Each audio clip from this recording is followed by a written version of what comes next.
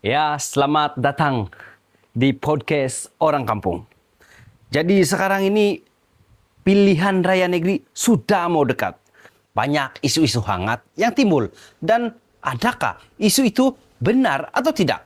Bersama kita pada kali ini, Incek Jovel Jubir. Dalam banyak-banyak pati apa yang Incek pilih? Dan kenapa memilih pati tersebut? Jadi terima kasih karena menjemput saya di podcast Orang Kampung ini. Terlebih dahulu saya melihat prestasi sesebuah kerajaan. Kita ambil daripada kerajaan yang lepas, yaitu kerajaan Warisan.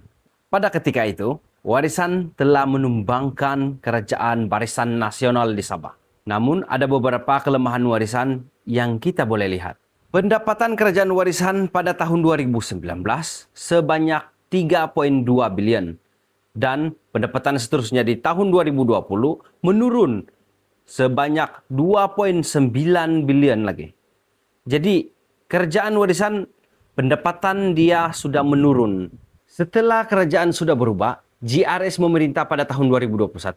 Pendapatan keuangan negeri Sabah meningkat daripada 2,9 bilion ke 3,4 bilion. Pada tahun seterusnya pula meningkat sebanyak 6,9 bilion.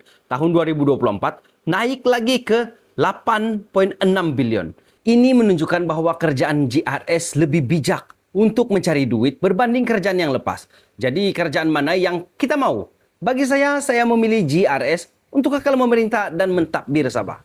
Walaupun kerajaan GRS banyak pendapatan, kenapa rakyat tidak merasa pendapatan itu? Yang kita tidak sadar sebagai rakyat, ramai yang ada ikasi menerima bantuan syukur yang 300 sebulan dan yang dibayar setiap 3 bulan sekali.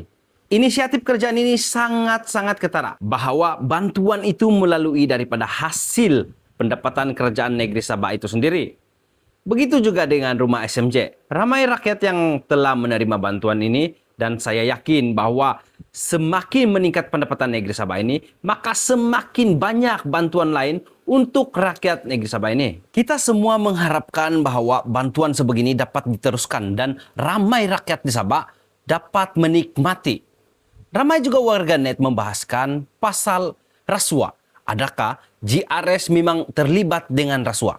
Bercakap pasal rasuah, SPRM akan menyiasat dan sekiranya didapati bersalah, maka individu akan ditangkap dan semua harta benda akan disita. Haji Jinor pada ketika ini masih belum didapati bersalah. Yang sudah kena tangkap itu memang sudah bersalah. Ini lagi soalan panas.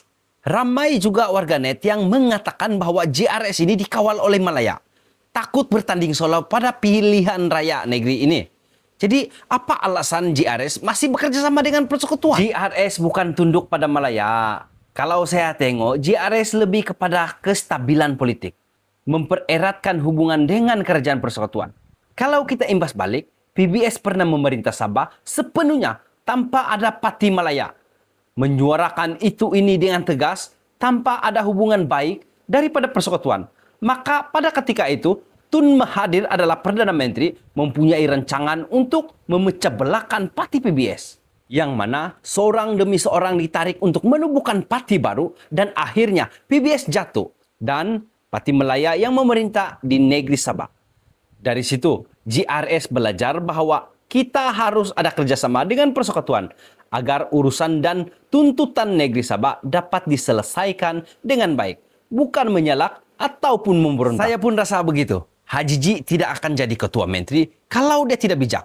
Jadi, apakah pesanan Anda kepada orang di luar sana? Kita kena bijak memilih. Kalau kita pilih calon yang boleh menyelesaikan masalah kita pilihlah dia. Kalau susah betul kamu mau pilih, pilihlah GRS.